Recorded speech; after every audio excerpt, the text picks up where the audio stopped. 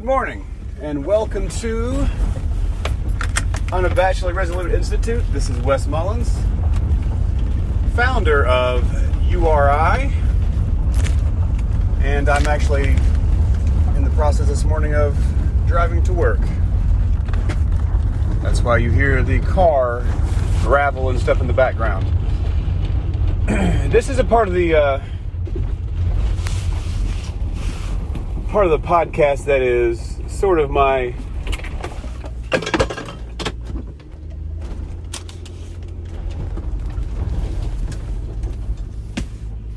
morning musings. Something that I do on my way to work. I get a chance to think. I get that good. We live out in the country, so I have a good 30-40 minutes time to reflect on certain things, time to meditate, time to pray, time to dive deep into what's going on in the world, what's going on in my mind, and all sorts of things like that. So if you've already been introduced to Unabashedly Resolute, then this is no shock to you. This is par for the course. If you are new to this and this is the first time that you've been introduced to URI, then, well, sorry, it's morning time, and I'm getting a little congested in the morning sometimes. So this could be a little different for you, because this is not going to be scripted. This is going to be straight stream of consciousness thought. And sometimes it's going to be good, sometimes it's going to be bad. This will be your chance to go, hey, look, this guy thinks thoughts like I think. And he gets things wrong like I do. Wow. Because the goal of URI, the goal of Unabashedly Resolute, is not for me to be perceived as omniscient. It's not for me to be unbeatable. It's not for me to present ideas that are unassailable. It is essentially iron sharpening iron. These are the tools that I have used and learned in my life over the last 10 years, but actually the last 30 years of my life. These are tools that I have learned and I have used and have brought me comfort. Not that I'm looking for comfort. Not comfort, but they've brought me closer to truth. Yeah, let's flip that around, because C.S. Lewis says, if you search for truth, you may well find truth and comfort. But if you search for comfort, you will find neither, but you will be left with soft soap and despair. Paraphrasing that a little bit.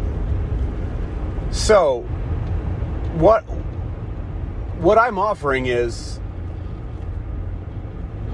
this is a 30-year experiment on my life. I don't express anything. I don't share anything that I haven't wrestled out, gone through myself, and critiqued to try and prove myself wrong. Sometimes do I get on a strain of thinking, and I'm like, I don't see any way around it. It has to be this. And somebody's like, hey, what about this? I'm like, you got me. Yes, happens all the time. Why? Because as much as we'd like, in our mind processes, we still have reflexive synapses firing. We still have reflexive neural pathways that pick up sometimes that seem in the moment, as Peterson says there are irrelevant things running in the background.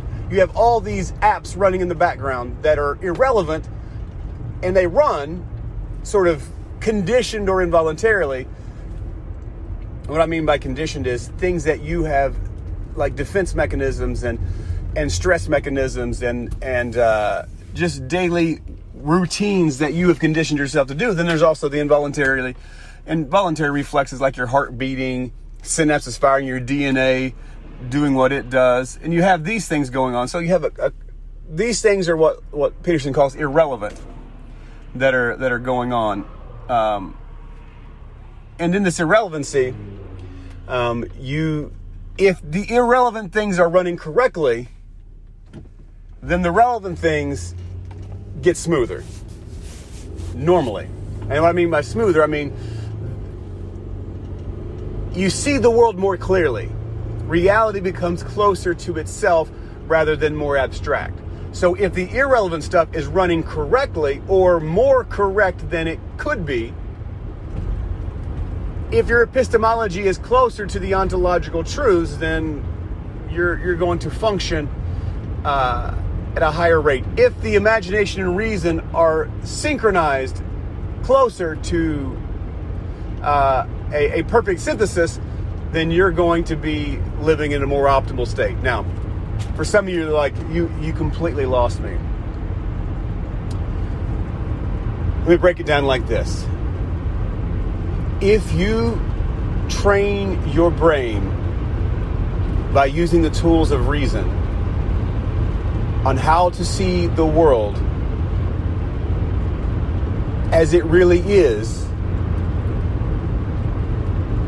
you will be more prepared to engage with it and to flourish in life. Now, this doesn't mean you'll be successful. This doesn't mean you'll have money. What this means is you will have found truth. Now, the Bible talks about rightly dividing the word of truth, piercing asunder to the joint and marrow. And that's what we're doing. We're looking to rightly divide information and extracting the truth and leaving the refuse, leaving the stuff that's not good. And sometimes in this process, what you think is not good, you'll have to go back and go, oops, I dropped this. This actually was good. I kept the bad thing. Let me get rid of the bad thing. You or I, that's what we're about. We're about helping you wrestle through yourself. I'm not worried about you going onto the debate stage and destroying somebody in 30 seconds and obliterating somebody, mic drop, boom! So-and-so destroys paltry atheist. I'm not looking for that, because I'm not worried about the other person. I'm worried about myself. And this is what has happened to me. URI is an example of what has happened to me and what I've been able what tools I've been able to garner and use in my own life. This is tested and tried stuff through me. And I have gone through so many knowledge bases to get to where I am. We delve into the scientific knowledge base. We delve into the philosophical knowledge base, the psychiatric, psychological knowledge base, to the literary knowledge base. Did I say theology already? No, the theological knowledge base, and the biographical, the historical knowledge bases. We go into all those knowledge bases, and the things that I'm teaching have all risen effervescent to the top of this. So the things that I'm teaching have they all flourish no matter what knowledge base you go to. The things that I am teaching, the things that I'm showing you, the tools that I'm giving you actually produce flourishing in any knowledge base. And you're going to hear me say these names a lot. Okay, so get ready for it. Here's some names that I'm going to be talking about a lot. Viktor Frankl, Carl Jung, Jordan Peterson, C.S. Lewis, Ravi Zacharias, William Lane Craig, Sir Arthur Conan Doyle, Sherlock Holmes, Watson, Ransom, Tolkien, Inklings. These are things that I'm going to be talking about because these are things that have moved me. And Sir Roger Scruton, who was a philosopher, a literary philosopher in England, he was knighted for his contributions.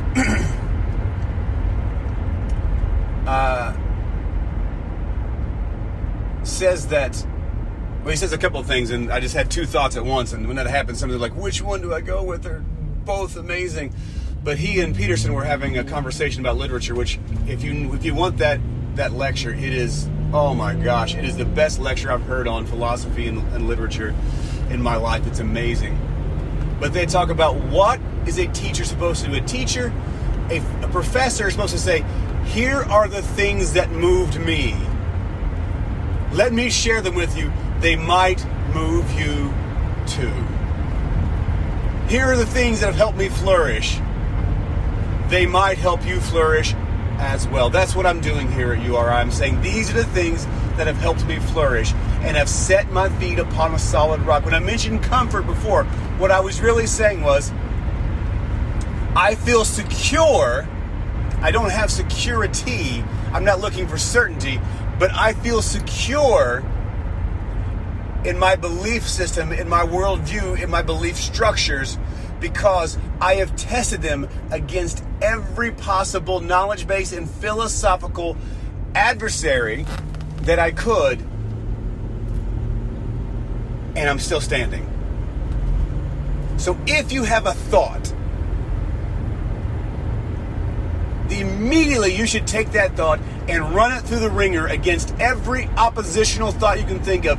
If your philosophy cannot stand, it's a bad philosophy. C.S. Lewis says, good philosophy exists if only to refute bad philosophy. It's a paraphrase. And so, that's what we're here to do.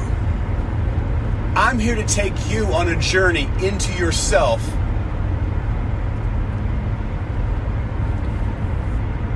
Because if we look at Prince Caspian, the book in the Narnia series, I also have the Literary Society in Wilmore, Kentucky. It's co-founded with Randy Hartman. And in this, we discuss theology, philosophy, literature, and cultural pieces of writing, pieces of art. And right now we're going through the Narnia series, and we just read Prince Caspian a few weeks ago. We're going through it. What I think is amazing about Prince Caspian,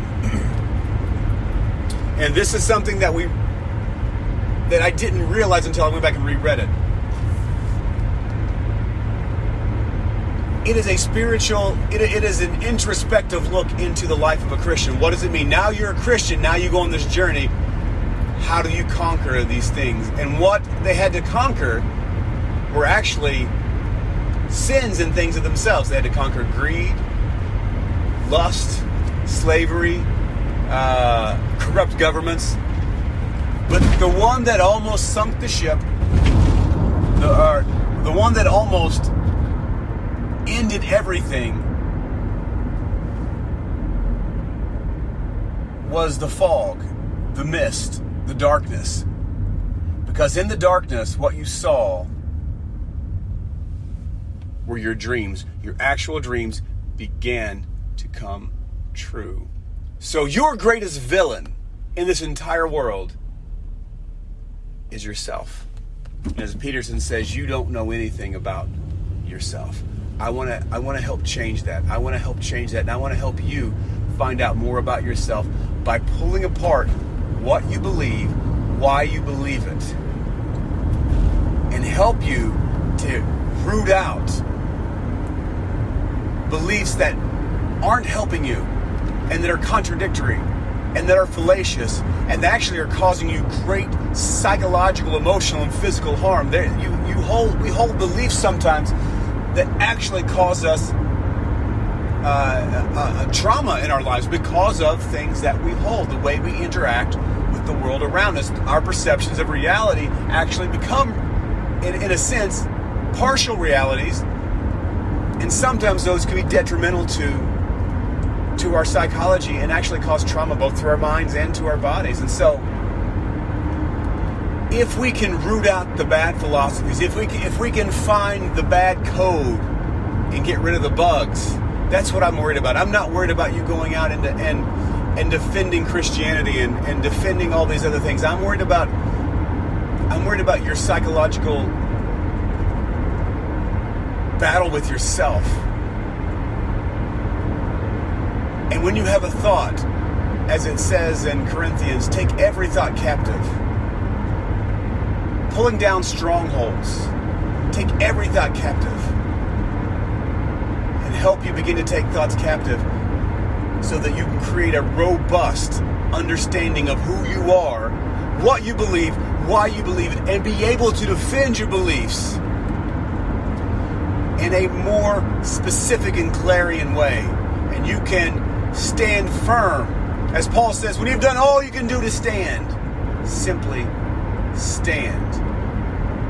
And be planted on a rock of truth, so that when the winds come, when the rains come, when they beat upon it, that you can simply stand and withstand any worldview attempt, any philosophical attempt. And I'm not talking about you're recalcitrant or you're just stubborn, but that you hold to a belief system that cannot be assailed in its foundations.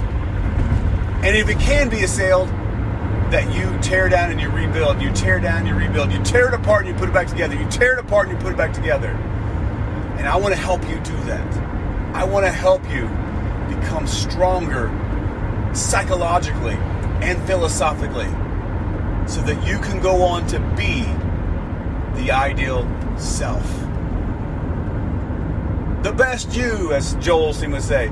But there is a better you.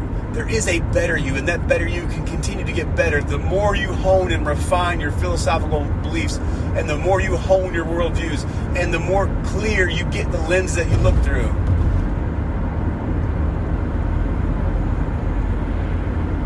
Aristotle says it like this: the more you do the right thing, the easier it becomes to do the right thing.